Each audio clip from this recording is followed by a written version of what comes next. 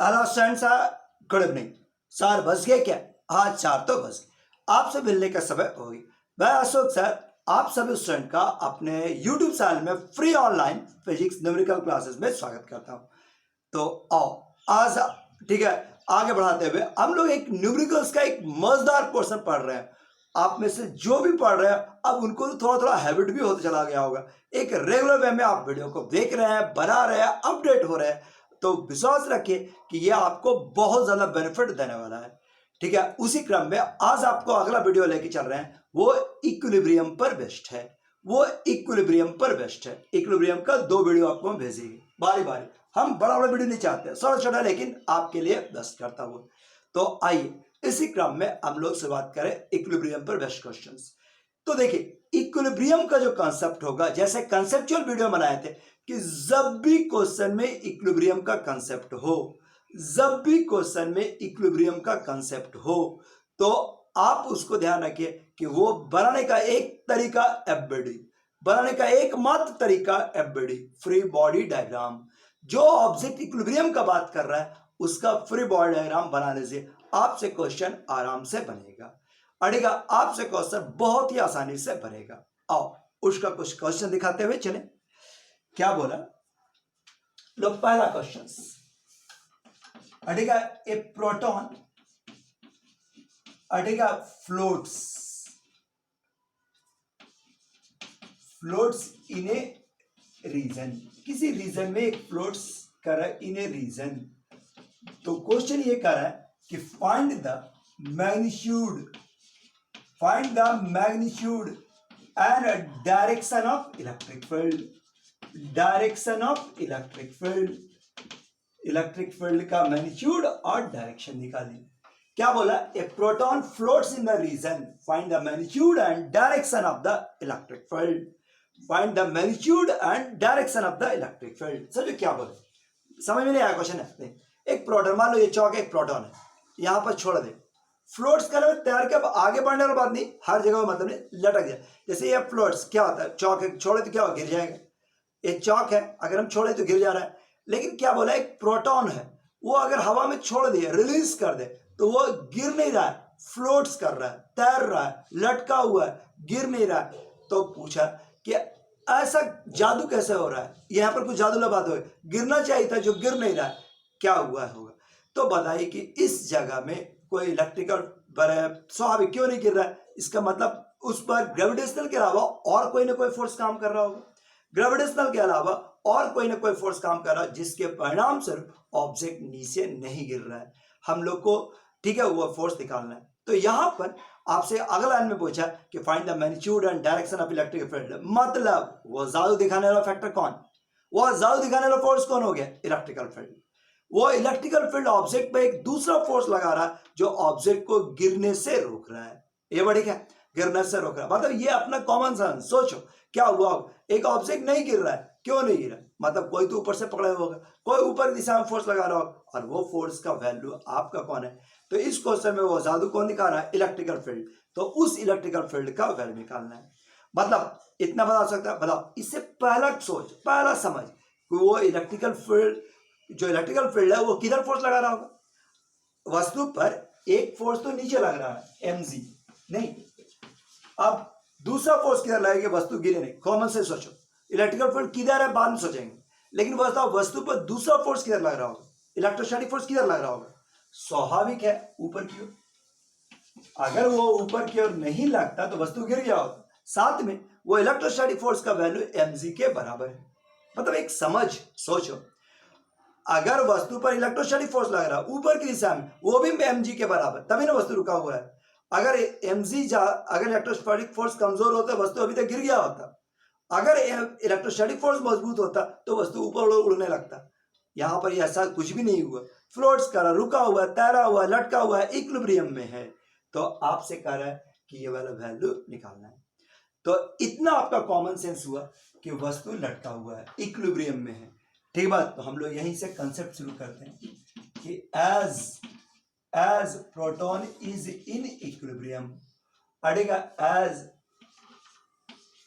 Proton is in equilibrium, अड़ेगा equilibrium, as proton equilibrium में है, सो ऐसा कर सकते हैं कि हम लोग एफबीडी के साथ शुरुआत करेंगे। एफबीडी में क्या है, ऑब्जेक्ट पर लगने वाला फोर्स। इसमें दो ही फोर्स था, दोनों दिखा दिए, एक एमजी और एक आपका इलेक्ट्रोस्टैटिक फोर्स। पड़ेगा ऑब्जेक्ट अगर इक्विलिब्रियम में है, अच्छा यहां पर इलेक्ट्रोस्टैटिक फोर्स का वैल्यू कितना, जैसे आपको कंसेप्चुअल वीडियो में बताए थे, इलेक्ट्रोस्टैटिक फोर्स का वैल्यू दो तरीके से निकलता है, या तो कूलम्ब्स लॉ से या एफ बराबर क्यूई, या तो कूलम्ब्स लॉ से या एफ बराबर क्यूई। यहां पर किससे निकलेगा, क्या कूलम्ब्स लॉ से निकल सकता है? कूलम्ब्स लॉ में तो दो चार्ज होना चाहिए था, यहां पर आपका क्यूई से निकलेगा। सो ये वैल्यू क्यूई।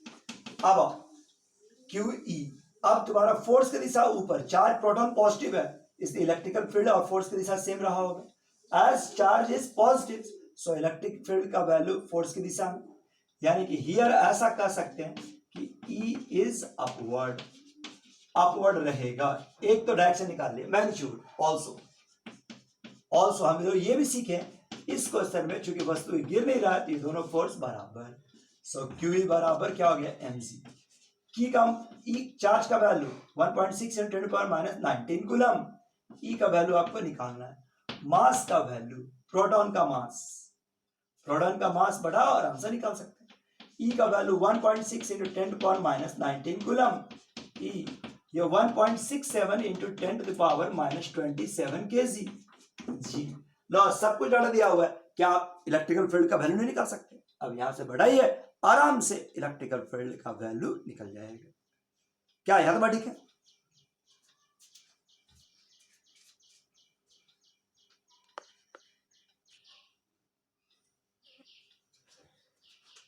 चलिए अगला क्वेश्चन देखो, बोर्ड पर एक क्वेश्चन लिख के रखे, क्या बोले, charge object of charge Q and mass M, एक चार्ज ऑब्जेक्ट है, मतलब जो बोल रहा समझो उसको। चार्ज को ऑब्जेक्ट दिखाते हैं, चार्ज कितना है क्यू, मास कितना M, placed on the surface of earth. लीजिए एक चार्ज ऑब्जेक्ट है, charge Q mass M, earth के सरफेस पर रखा हुआ, संभव है कि नहीं, रखा हुआ है, ठीक है, on surface. At what distance from the object, इससे कितने, एट व्हाट हाइट, डिस्टेंस की जगह पर at what height, at what height from the object, इससे कितने ऊंचाई पर एक दूसरे ऑब्जेक्ट को जो आइडेंटिकल बॉडी है, चार्ज मास सब आइडेंटिकल है, उसको रखा जाए, ये वाला हाइट आपसे पूछ रहा है। So that second object is in equilibrium, so that second object equilibrium में है। बोलो लैंग्वेज से बराबर, सोचो एक बार, खुद सोचो, सेकंड ऑब्जेक्ट इक्विलिब्रियम में मतलब गिर नहीं रहा है, रियल में अगर बॉल को हवा में छोड़ क्या रुका रहेगा, नहीं, गिर जाएगा, गिर जाएगा। यहां पर ऑब्जेक्ट गिर नहीं रहा, इक्विलिब्रियम में, रेस्ट में, तो बताओ कितना हाइट पर रखा गया होगा, बताओ, आपसे बना सकते हैं। आपको बताएं कि अगर क्वेश्चन में इक्विलिब्रियम का कंसेप्ट हो तो आपको बढ़ाने का तरीका फ्री बॉडी डायग्राम, तो हम ऑब्जेक्ट बी का फ्री बॉडी डायग्राम दिखा रहे हैं। ऑब्जेक्ट बी का फ्री बॉडी डायग्राम, नीचे की ओर एमजी, नीचे की ओर एमजी और ऊपर की ओर क्या लगा, इलेक्ट्रोस्टैटिक फोर्स। अड़ेगा नीचे एमजी और ऊपर इलेक्ट्रोस्टैटिक फोर्स, बस इतना ही तो कंसेप्ट है, यही रीजन रहा होगा। अब बताओ इस बार इलेक्ट्रोस्टैटिक का वैल्यू कहां से निकाले, दो ही तरीका है, या तो कूलम्ब्स लॉ या आपका क्यूई, इसमें कौन सा होगा? इस बार दो चार्ज ऑब्जेक्ट है, पॉइंट चार्ज ऑब्जेक्ट है, तो कूलम्ब्स लॉ काम करेगा 1/4πε0 Q into Q और डिवाइड बाय h², कितना रहा। अब फिर से वही बनाने का तरीका कि अगर दोनों ऑब्जेक्ट्स, अड़ेगा अगर दोनों इक्विलिब्रियम में है, as second ball is in equilibrium, second ball is in equilibrium, अगर सेकेंड बॉल इक्विलिब्रियम में है तो आप एफबीडी बना दीजिए, देन एफ इलेक्ट्रोस्टैटिक फोर्स बराबर mg। अड़ेगा ये जो इलेक्ट्रोस्टैटिक फोर्स है वो mg के बराबर होगा, और 1/4πε0 Q²/h² बराबर mg। क्या आप इससे h का वैल्यू निकाल सकते, क्रॉस कर दें तो 1/4πε0 Q²/mg बराबर h², सो h बराबर √1/4πε0 Q²/mg, और यही इसका हाइट का कंडीशंस है। दिखा लगा?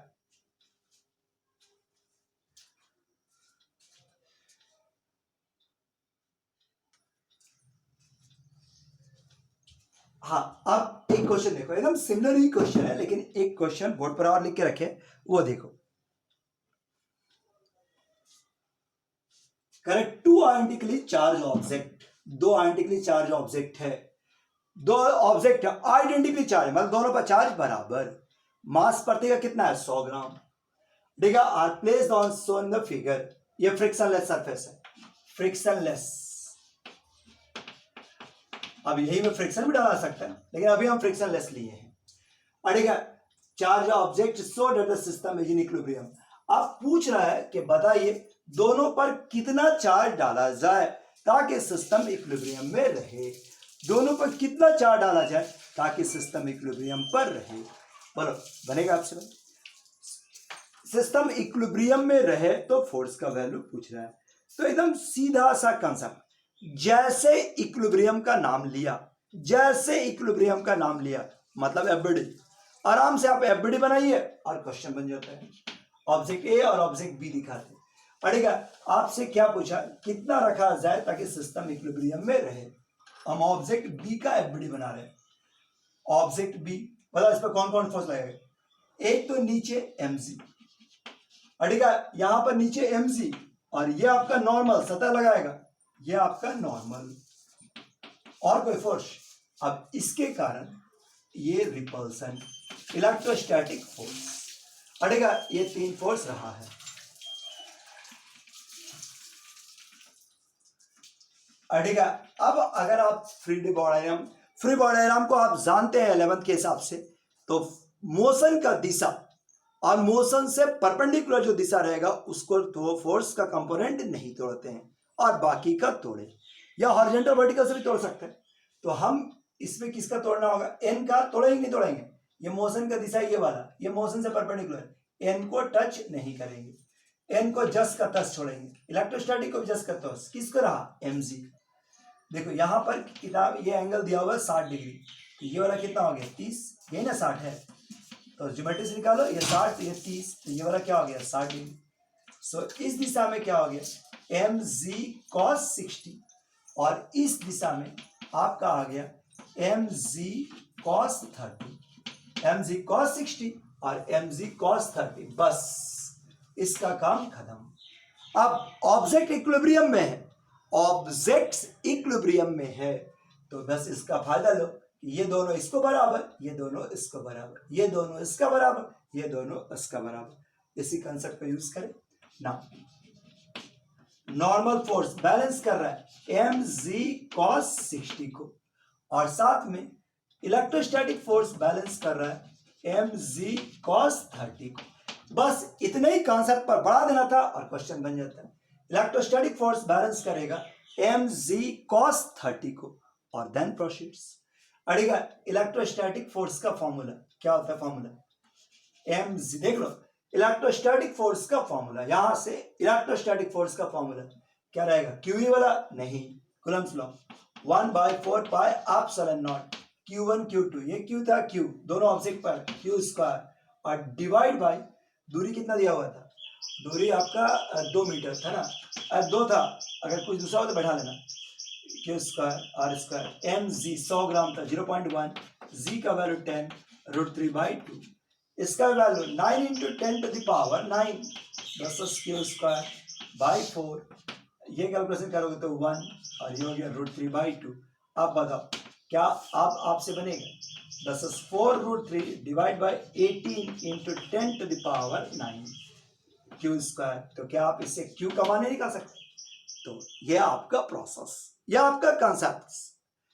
बोलो बात समझ में आ रहा है? इक्विलिब्रियम पर बेस्ट क्वेश्चंस, तो इस तरह का क्वेश्चन आपका इक्विलिब्रियम पर बेस्ट होता है। ठीक है, ये देखो अगला एक क्वेश्चन से दिखाते हैं।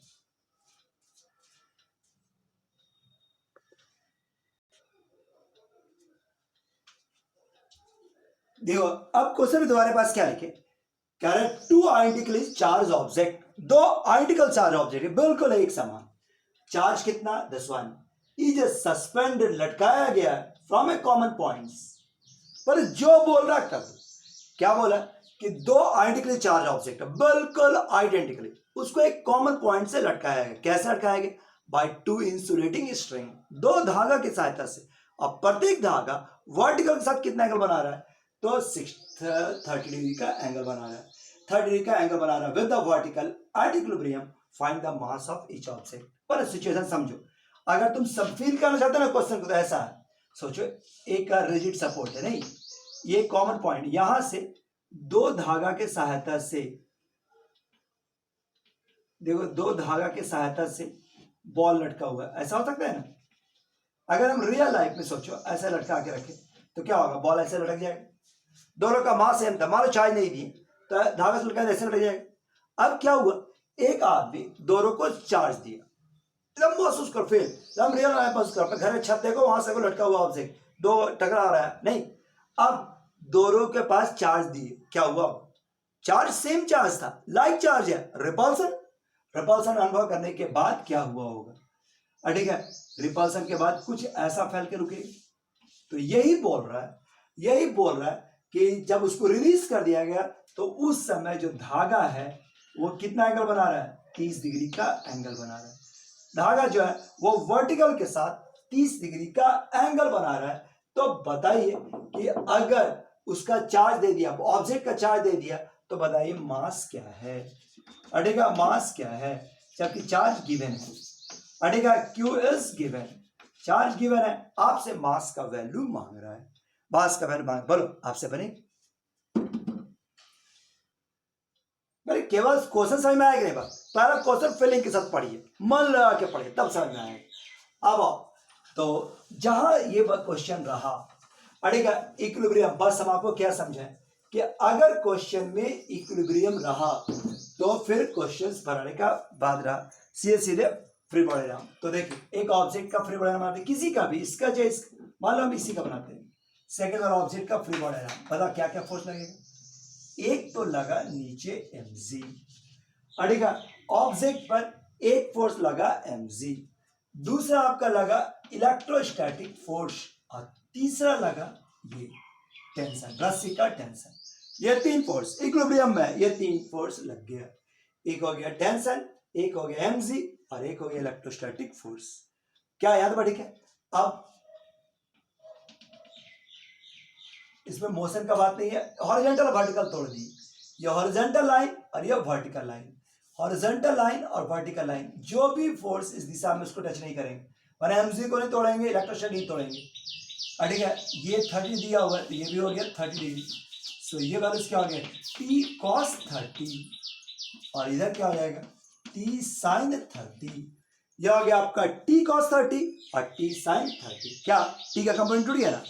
अब बताओ, अब बताइए यहां पर, ठीक है, एक चीज और, ये आप इलेक्ट्रोस्टैटिक फोर्स के लिए कौन सा फॉर्मूला? इलेक्ट्रोस्टैटिक के लिए कौन सा फॉर्मूला? दो ही फॉर्मूला है, या तो क्यूई या कूलम्ब्स लॉ, कौन सा लगेगा? क्यूई या कूलम्ब्स लॉ, कौन सा लगेगा? स्वाभाविक कूलम्ब्स लॉ लगेगा। कूलम्ब्स लॉ के फॉर्मूला क्या होता है? 9 × 10 to the power 9 Q1 Q2 2 × 10 to the power -6। ठीक है, कितना था ये? क्यू का वैल्यू जो भी रहा होगा, क्यू स्क्वायर और आर का वैल्यू, आर ये वाला दूरी, ये दूरी आप निकाल लीजिएगा, ये वाला दूरी आपको निकालना है। ठीक है, ये 30 डिग्री दिया होगा, लेंथ मान लेते हैं दिया होना चाहिए था, ठीक है, मान लो 3 मीटर है, ये 30 सेंटीमीटर है, मान लो 30 सेंटीमीटर दिया हुआ है। ठीक है, ये टोटल दूरी 30 सेंटीमीटर है, ये दिया हुआ नहीं था, होना चाहिए था, क्वेश्चन में मिसिंग था, कर लेना, 30 सेंटीमीटर है, तो ये आपका 0.3 का स्क्वायर, बोलो है तो ठीक है, 0.3 का स्क्वायर, कुछ ऐसा इंफॉर्मेशन आपके पास था। ठीक है, अब यूज करो कि t sin 30 बैलेंस कर रहा है इलेक्ट्रोस्टैटिक फोर्स को, 9 × 10 to the power electrostatic force, और t cos 30 बैलेंस कर रहा है mg को, t cos 30 बैलेंस कर रहा है mg को। क्या आप इसके मदद से काम आगे बढ़ा सकते हैं? मैथमेटिक्स का काम यहां से शुरू होता है। अब इसके बाद इनको आपस में डिवाइड कर दो, ना इनको डिवाइड कर दो तो t sin 30 और t cos 30 बराबर क्या हो गया F इलेक्ट्रोस्टैटिक्स और बाई mg। मिटाते इसको। अब जो तुम्हारे पास डाटा अवेलेबल था उसको बढ़ाते, ये हो गया 1030 बराबर F electrostatics by mg। So mg 1030 बराबर F इलेक्ट्रोस्टैटिक। आप सबका वैल्यू डालो, m तो आपको निकालना ही है, g का वैल्यू 10, √3 का वैल्यू 10, 30 का वैल्यू 1/√3, इलेक्ट्रोस्टैटिक का वैल्यू 9 × 10⁻⁹, q का मान शायद 2 × 10⁻⁻6 या 8 था, देख के बढ़ा लेना। डिवाइड बाय, ये अचानक नहीं लिया, भूल गया हम क्या था, और 0.3 का स्क्वायर बस ये आप कैलकुलेशन कीजिए तो आराम से m का वैल्यू आ जाएगा, आराम से m का वैल्यू आ जाएगा। क्या याद है? ठीक है।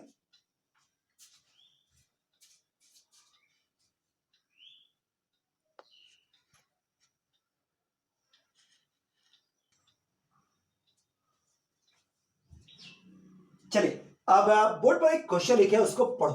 क्वेश्चन कुछ नहीं, नया क्वेश्चन है ही नहीं, सीधा। ए बॉल ऑफ मास 100 ग्राम, एक बॉल है जिसका मास 100 ग्राम इज सस्पेंडेड, लटका हुआ है, कहां से? From A charge conducting set.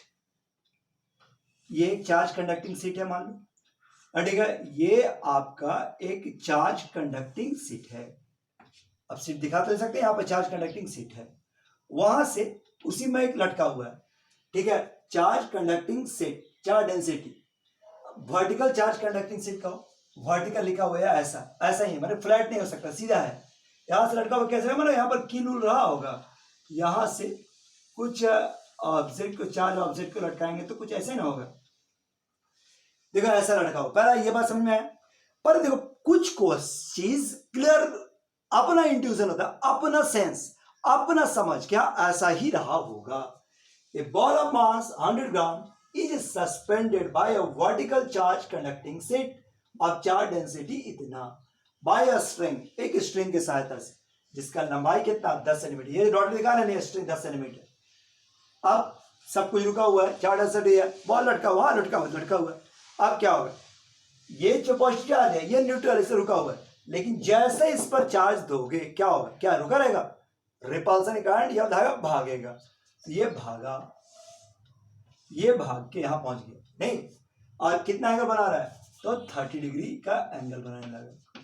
ये धागा 10 सेंटीमीटर का था, ये 30 डिग्री का एंगल बनाया, ठीक है, इक्विलिब्रियम आके रुक गया। अब यहां पर ये आके रुक गया, आपका मास दिया हुआ है, ठीक है, मास दिया हुआ है 100 ग्राम। आपसे ये पूछ रहा है कि इस पर चार्ज कितना हुआ, चार्ज कितना दिया जाए ताकि ऐसा है, जबकि इसका चार्ज डेंसिटी का वैल्यू दिया हुआ है 2 × 10⁻⁻6 कूलम पर मीटर स्क्वायर। हाँ बताओ, क्या आपको पूरा क्वेश्चन समझ में आया? क्या आपसे बनेगा? तो प्रोसेस एकदम सीधा, प्रोसेस बिल्कुल सिंपल, सीधा सा कॉन्सेप्ट, एफबीडी। अगर ऑब्जेक्ट इक्विलिब्रियम में है तो बनाने का तरीका एफबीडी। तो आइए हम लोग एफबीडी के मदद से ये क्वेश्चन बना लें, ठीक है, हम लोग एफबीडी के मदद से ये क्वेश्चन बना लें।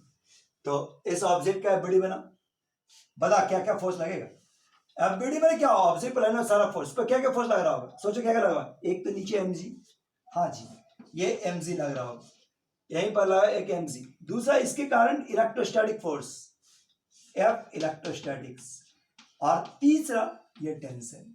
तो पिछले क्वेश्चन के समान हो गया कि नहीं, ये वाला एंगल 30 डिग्री है, ये 30 दिया हुआ है, तो ये वाला क्या हो गया t cos 30, और ये वाला क्या हो गया t sin 30, ये काम खत्म। अब यहां पर t sin 30 बैलेंस कर रहा है F इलेक्ट्रोस्टैटिक फोर्स को, और t cos 30 बैलेंस कर रहा है mg को।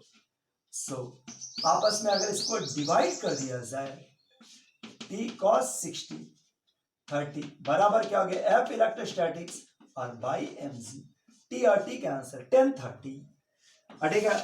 सो F इलेक्ट्रोस्टैटिक्स बराबर दिस इज mg 1030, बस यही तो बेसिक्स है, रटो नहीं, फॉर्मूला नहीं याद करना, जो सिचुएशन कहेगा मान लेना।